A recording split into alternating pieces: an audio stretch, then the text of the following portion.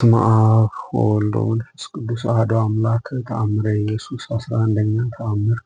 ስለ ሶሎሜ ይቅርታው ቸርነቱ ለዘላለሙ በእውነት ለሁላችን ይደረግልንና ጌታችን አምላካችን መድኃኒታችን ኢየሱስ ክርስቶስ ያደረገው ተአምር ይህ ነው። አስቀድሞ እንደተነገረ ሶሎሜ የሕፃኑን ነገር በሰማች ጊዜ ሕፃኑን እንዲህ ስትል አመሰገነችው። በተመሰገነ በአብ ቀኝ የተቀመጠ ሆይ ለአንተ ምስጋና ይገባል። ኪሩቤል ለሚሸከሙት ለአንተ ምስጋና ይገባል። ዙፋኑን በላይ በሰማይ ዘርግቶ መርገጫውን በምድር ያደረገ ለአንተ ምስጋና ይገባል። አቤቱ ፍጥረቱን ይቅር ይል ዘንድ የወደደ ሥጋን ለብሶ በሕፃናት ልማድ በጠባብ በረት የተኛ ለአንተ ምስጋና ይገባል። ሰማይና ምድርን በችሎታው አከናውኖ የፈጠረ ሆይ ለአንተ ምስጋና ይገባል።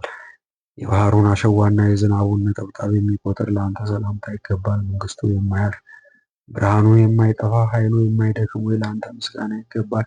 የሚታየውንና የማይታየውን ፍጥረታት ቁጥር የምታውቅ ወይ ለአንተ ምስጋና ይገባል። የፍጡራን አእምሮ ተመራምሮ የማይደርስበት ምስጢር በፈቃዱ ሰው የሆነ ሆይ ለአንተ ምስጋና ይገባል። የክብር ክብር ያለ ጌታ ሆይ ለአንተ ምስጋና ይገባል። በልዩ ልዩ ምስጋና መመስገን የሚገባ አምላክ ሆይ እስከ ዘላለሙ ለአንተ ምስጋና ይገባል።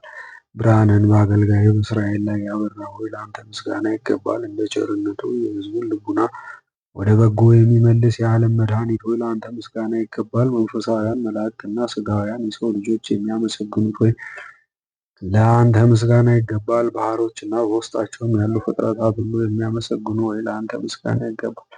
ፀሐይና ጨረቃ ከዋክብትም ስምህን ከፍ ከፍ የሚያደርጉ ሆይ ለአንተ ምስጋና ይገባል። ተራራና ኮረብቶች የሚያመሰግኑ ሆይ ምስጋና ለአንተ ይገባል። እፀው ፍሬያት፣ ጽጌያት፣ አበቦች ስምህን ከፍ ከፍ የሚያደርጉ ለአንተ ምስጋና ይገባል። ደማዊ ነፍሳዊ ሁሉ የሚያመሰግኑት ሆይ ለአንተ ምስጋና ይገባል። እስራኤልን እና አሕዛብን ሁሉ ለማዳን በአባትህ ፈቃድ የመጣህ ምስጉን ለአንተ ምስጋና ይገባል። በደልን የምታጠፋ አበሳን የምትደመስስ ኃጢአትን የምቅር የምትል ሆይ ለአንተ ምስጋና ይገባል። አቤቱ ቸር ሰማያዊ ከሚሆን አባትህ ጋራ ማህያዊ ከሚሆን ከባህሪ ሕይወት ከመንፈስ ቅዱስም ጋር ክብር ምስጋና ለአንተ ይገባል ለዘላለሙ አሜን።